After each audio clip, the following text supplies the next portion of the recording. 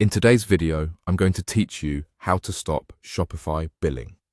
If you're closing a store, taking a break, or making sure you don't get charged for a plan you no longer need, this walkthrough will show you exactly where to go and what to expect, step by step.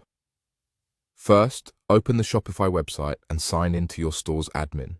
It's best to do this on a desktop browser for the clearest view of the admin menu. Make sure you're logged in with the store owner account or an account that has permission to manage billing and plans. Otherwise, some options might not appear. Once you're in the admin, look to the bottom left corner of the dashboard and click Settings.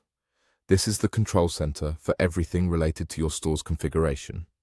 Inside Settings, find and click Plan.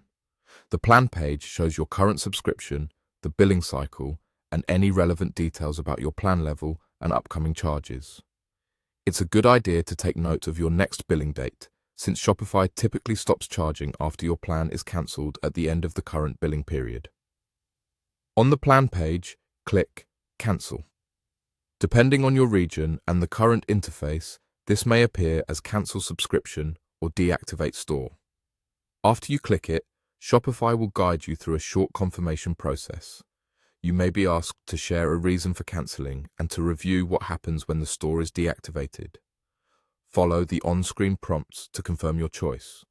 When you complete this, your plan will be set to end, and billing from Shopify for the store's plan will stop once the current cycle finishes.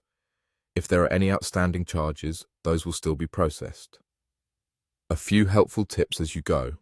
If you want to keep records, export your orders, customer lists, and invoices before cancelling. If you use paid third-party apps or services, check their billing as well. Some apps bill separately and may need to be cancelled within the app or their website.